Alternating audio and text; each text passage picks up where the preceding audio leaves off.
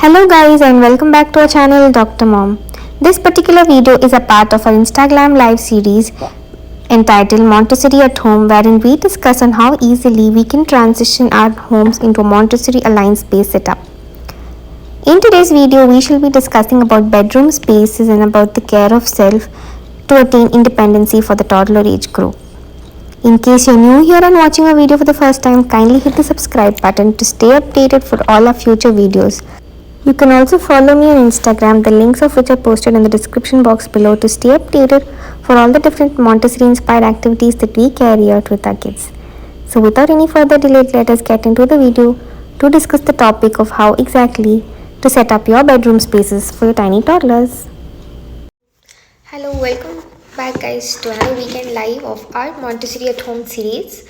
So in case you're new here right now, then I want to tell you that we have been doing a series on Montessori at home or talking about how we're easily transitioning from a normal home to a Montessori setup. And in today's video, I will be discussing further about Montessori spaces. The spaces that we're going to talk about today are the bedroom spaces. If you have missed our previous videos, then you can watch them on YouTube channel, which will be up mostly by Monday. All the previous videos will be uploaded on the channel, and if not, you can find them on the grid too. So guys, let me know if I'm audible and we can proceed with the topic of today, Montessori at home, the spaces, the bedroom spaces. We are going to set up our bedroom for our kids, for basically our toddlers. You can divide them to two categories. Either you can plan and set for the infant child when you're actually starting to set up the Montessori bedroom right from birth, or for older kids who are above 1 year of age, pretty toddlers kind of setup. You find pretty much in a Montessori setup, you will not find the classical crib and the cradle kind of thing, because Montessori believes in getting them in independence, like making the child develop more independently. And that is one reason that they do not go back to cribs or cradles, because the child becomes dependent on the caretaker or the parent, who like you have to cry every time when that is when we will go attend to the kid to pick up the child from the crib and put them back in the crib. So that is why crib is that much not of a Montessori aligned. And hi, hello. Yeah, so we almost always focus on the simple concept of a floor bed. That is the most important thing in Montessori. And when you feel that a child is small, is going to roll over and fall down, is when you can have light bumpers attached to the crib. You don't to the floor bed, I mean. You do not have high-end fancy paintings and fancy decorations over the bedroom, because the bedroom is going to speak about the normal aura and calmness for the child. So what you focus upon is a very neutral color, a white shade or a cream shade, something that brings calmness to the room. You do not elaborate with fancy paintings of a theme setup, like, no offense to anybody who is carrying out all that, but that is definitely not a Montessori alignment room. So what we do, you just have a pale plain color for the child to see, and he does not get overstimulated with a lot of items. This is for very tiny kids. The only acceptable things are art frames or any art kind of setup. That also not too much, not crowding the whole room, just a couple of it in the room for the child to see and observe and gain interest. Ideally, you can keep pictures of the family, distant family like grandparents, I mean the distant families who cannot come over and see the child daily. So we have all of that kind of photos for the child to see and get accustomed to the photos, to the people in their immediate surroundings or friends or whoever you can keep. But that is it about the room. You do not put heavy decoration items, you do not heavy light it, like you just keep a very normal lighting. The lighting is not very very prominent and things like that. And another thing is about the electrical things that you're having in the room. All the sockets or all, if it is in the child level, you actually close it up with socket closers. You do not leave it out open, because you do not want it to be harmful for the child in any way. Montessori entirely completely depends upon giving complete freedom, with freedom within limits. So the freedom of movement is given to the child, perhaps that he can move freely but within limits. You prepare the environment in such a kind of way that the child is not exposed to any kind of danger whatsoever. So ultimately, it is the complete environment of how you are preparing it, right from the bed setup, right from the door setup, right from everything. And always you have to get down to the child's level, get down to the floor, sit down on the floor and try to imagine what the child is going to see or what is going to come in his way when he's trying to crawl or when he's trying to walk. So that is where you're going to focus on changing the things in his room. And ideally they say like up to 1 year you can co-sleep, and there is different concept and different themes on sleeping, co-sleeping, not co-sleeping, and putting the child in another room. There are tons of options. But I personally have followed a co-sleeping with my kids. With both of them, I used to have them close me to me, beside me. That kind of gave them or me a kind of warmth and comfortable feeling. So that is about co-sleeping. All these things will be discussed in detail in the future videos, but today just a general outline of the setup of the bedroom that we are going to talk. And what you have to importantly think is that the child's need is more important than the aesthetic that you're going to provide in the bedroom for the kid. So that is why I said you do not want to think of your mindset of giving high fancy, high decorative stuffs for the child when the child is not even going to understand all that. Acha? So you're just going to keep it child friendly, child led, things that interest the child. For a young kid, he will not develop much of an interest. Only when you expose him to various different alternatives in life, that is when the child is going to develop interest, and then you can use that interest of the child, follow the child, and alter the environment according to the child's need. So what are the things that you focus in the room? You focus on the bed. Like I said, you're going to focus on the floor bed. And next you can focus upon is the changing station, or how you are keeping things for changing diapers, changing nappies for the child, what kind of system you follow. Typically in Indian homes, we do not have different changing stations. Generally, I particularly haven't seen, but if you're following, well and good. We just used to change on the bed itself for the kids. I personally never got the chance to use floor bed system. Talking about the changing station, I personally didn't follow any of the typical changing stations. I just used a normal bed, and I used to lay the kid on the bed. We used to have those mats, those quick dry mats, and I used to lay the child on that and change the nappies in cold season. And when the child was not able to sit till that age, when the child could sit, used to take him to the toilet and got him cleaned there. So that is about the changing station that we had not followed particularly in a very strict manner. The other thing important is in Indian homes, we are generally advised against using mirrors for the kid. They say ki nazar lag jayega, and the child will get scared seeing the mirror. I really do not know where this concept came, but I heard of it a lot. And what happens is that we do not expose the child to the mirror. We give it to the later stage. But I actually read in a lot of books about Montessori, and so I started keeping the full length mirror for the child to see and observe. The concept of having mirror for kids is that the child is going to see themselves, see somebody moving around. Like even if you lay the child alone in a room and there is a mirror, he's going to see the mirror. He's going to see the movements that he makes, the hand movements, the body movements, the leg movements. So all that is going to ignite the child and stimulate. The child has to be stimulated only to a level that he can stimulate back, respond back. You need not overstimulate the child. So we always understimulate them, or just on par we stimulate them, and just not high put them on a higher end. We just go gentle with them. And when they grow up, and when as you're following the child, the child is ready for more kind of stimulation, that is when you give more stimulation, again within the limits of the confinements of the age and the development of that particular child. You do not just thrust all knowledge into them, thrust everything that you want into them. You just go in a very slow and a gentle way, seeing how he responds, you respond back. And that is it. And about safety we had discussed. And another thing important is a wardrobe, how we set up wardrobes. I have personally used a normal bureau, and I have never locked it up. Initially when he was very small, with the fear of the child going and crawling and banging himself on the door, trying to open the knobs, and then what happens is like open up and take out things. Initially I used to keep a lot of things in the shelves in the cupboards, and out of fear that the child will go and navigate through and try to explore all that, I used to keep it locked very initial stages. And then I realized, and when I stumbled upon Montessori, I completely overchanged it to the other side, completely flipped it. What I did was I kept the doors open is like not latched it, so that the child can just open it easily. And all the shelves that he can reach, I kept things that he can use. Like in the lower shelf, I just kept some kind of toys for him. Like even if he opens that, he can take out a toy or a rattle and play. I used to keep their clothing, their blankets, their clothing, and their towels, so that they themselves can take it and find comfort and peace. Even when you're not there in the room, even if you leave the child unattended, he can actually entertain himself through the surrounding of how you have set the environment for him. So that is what I believe. And in Montessori, what we do, generally people, if you see in Pinterest and in Instagram photos, you can actually see a lot of beautiful wardrobes, child size, smaller ones, cute cubicles. that much investment, if you can do, well and good. If you're not, also the simple normal cupboard system that we are following in Indian homes, you can have it open. And you see a lot of homes and a lot of people, they just put these latches, the door protectors, the drawers protectors over the locks that come for all the drawers. That actually ends up in making the child getting more frustrated, because the child is always in inherent state to explore. They will go and try to explore the drawer, they're trying to pull the drawer, they're going to see the cause and effect, that pulling the handle, the drawer is opening, something comes out. So that child is trying to think like that, and you're restricting it with lot of these what to say, locks.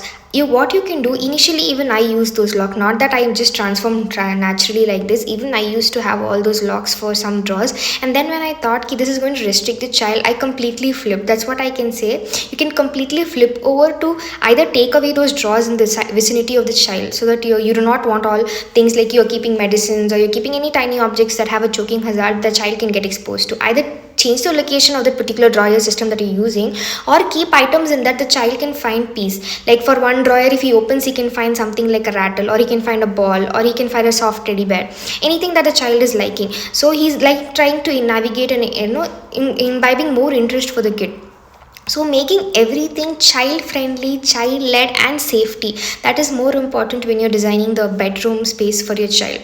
And when you're having mirrors for little older kids, like about 2 years or so, when you feel that they actually have the grasp of holding a comb and they can just self-help to comb their hair, you can just actually put small stations, like small wooden shelves, small just what is it, just a flat shelf, or any plastic hangers. You can just hang it there. You can just keep a comb or a bow for girls, or a rubber band, or any kind of thing that the child will feel that he himself or she himself can get ready and dressed up.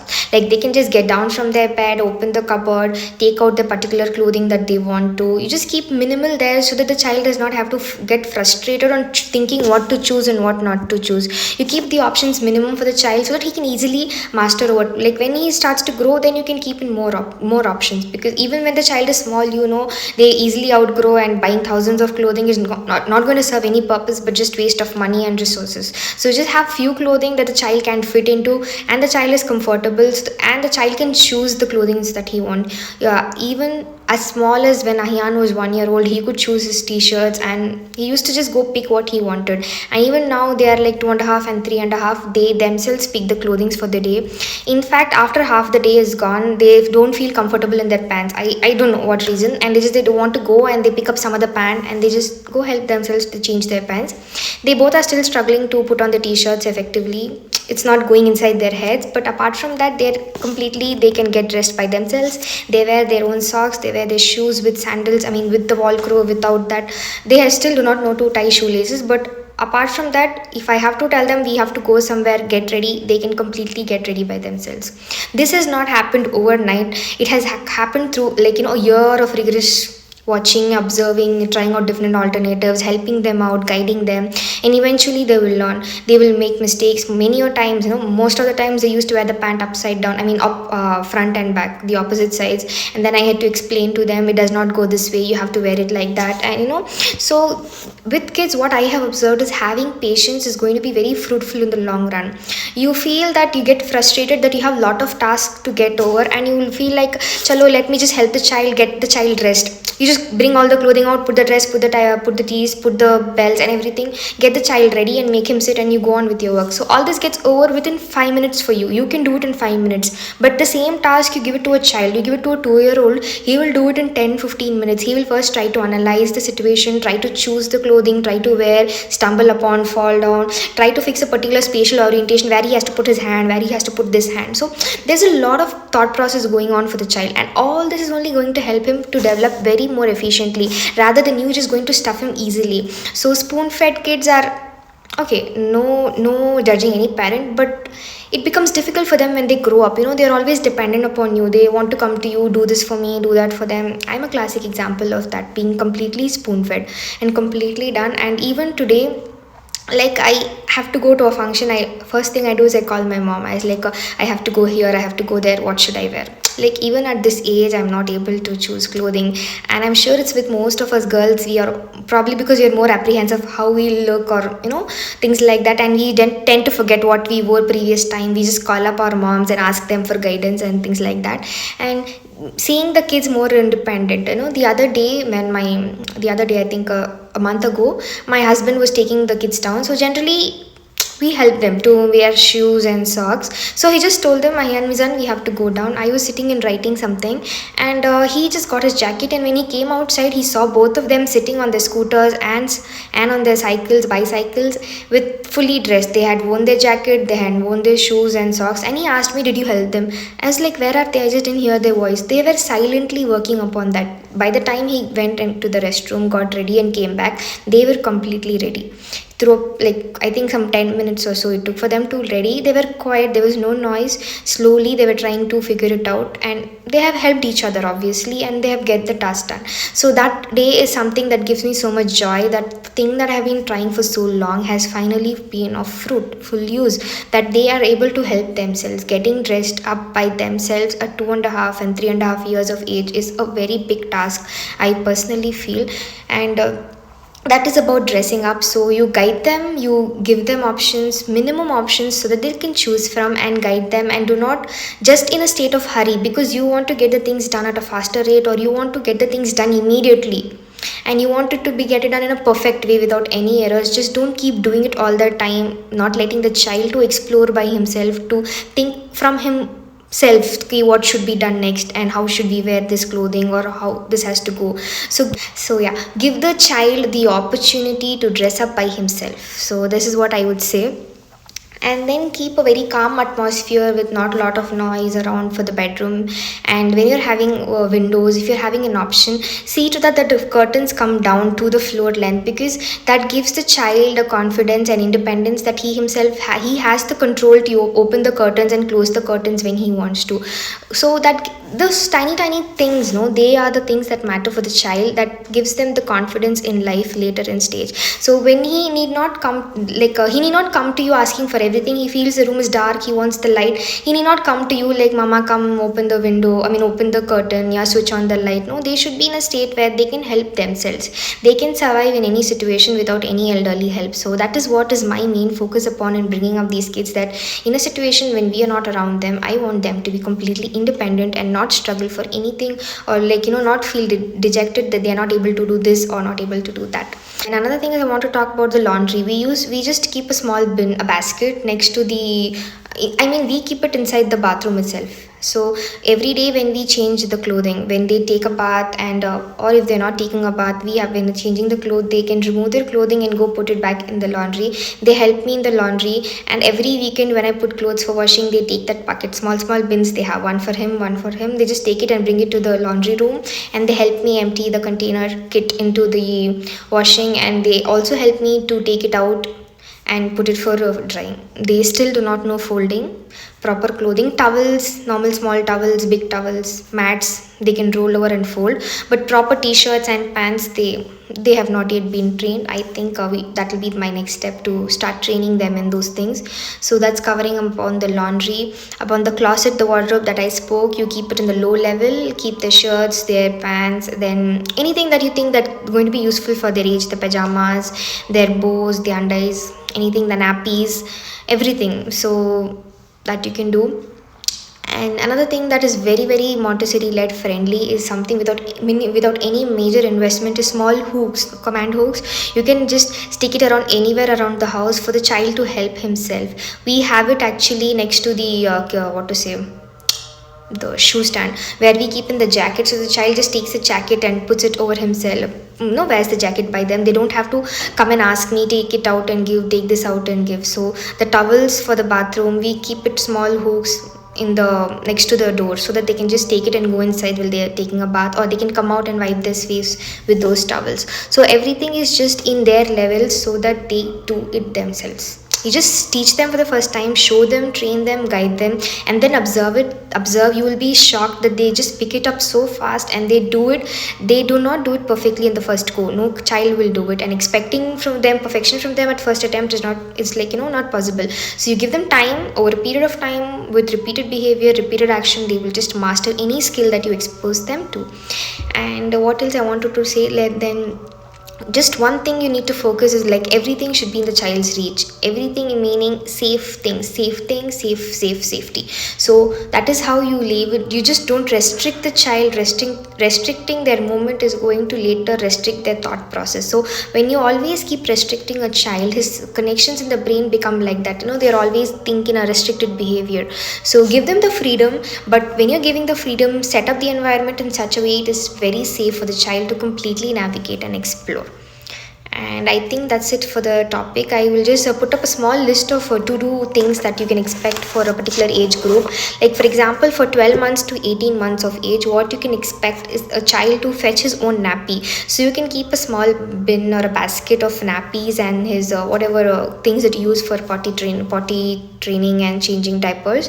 Just keep it in his reach so that when you tell, or when he knows that there's a diaper change situation, he can go just take it out, or like, he has to just go take it out basically. So a 12 to 18 month old kid should be able to fetch a nappy by himself, able to put the dirty clothes into the laundry. That is a very simple activity. Now, just when you remove the clothing, or when they themselves remove the clothing, they should be able to take it and put it in a small bin. So you do that, and then they have to be able to open the curtains for lightings, and that is all basic needs. Or if you can have just the switches in a lower level, when the child can have the command over just switching it on and switching it off. Or you can have small stools, because they can just switch it on and switch it off by themselves. They did not come and tell you to switch on the fan mama, switch off the light papa. They should be able to do it by themselves. And then choose between 2 to 3 clothing. That's what I said. Now, don't stuff with a lot of clothing, and then get very little assistance for getting dressed up, and try to be able to wear socks, or just at least get the orientation of how it has to go inside and things like that. For older kids like 18 months to 3 years of age, they should be able to make up their bed, like with bed in sense, like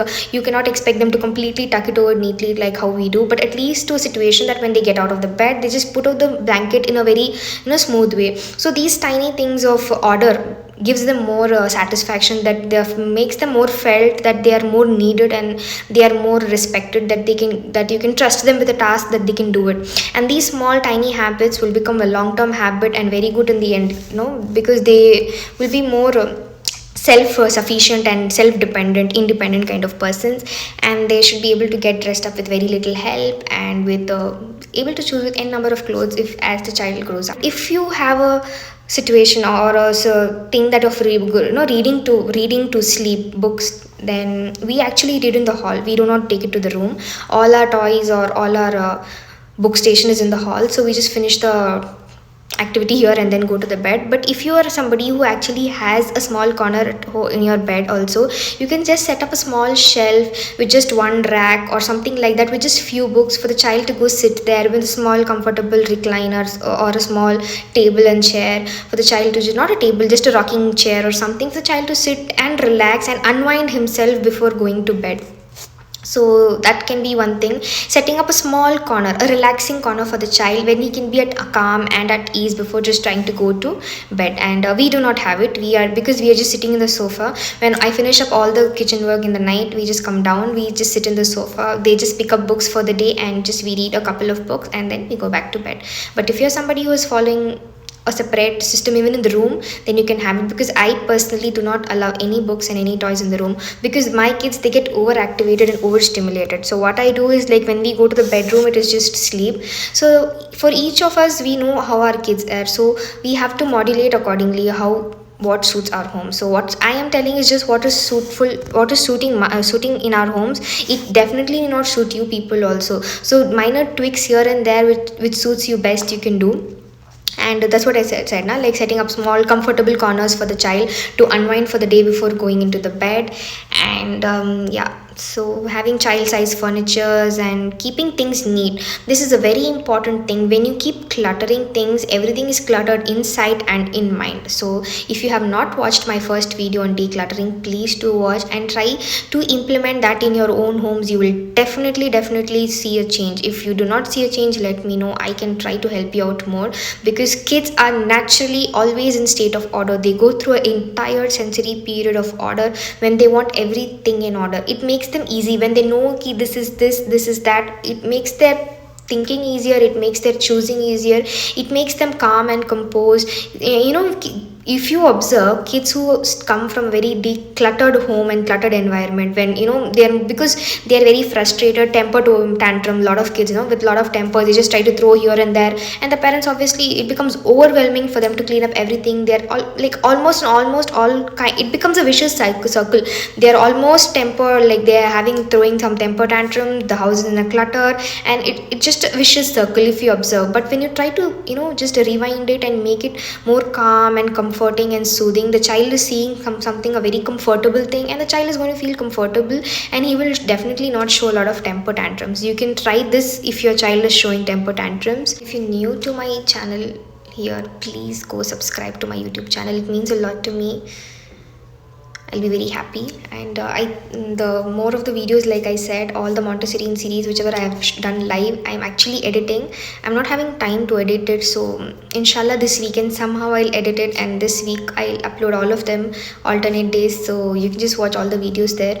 Right from the first video. The first video is about decluttering, second one was about organization, third one last week we spoke about the overview of the shelf, how to set up a shelf, and then today's video about the bedroom spaces or how we set up. Thank you. Bye bye.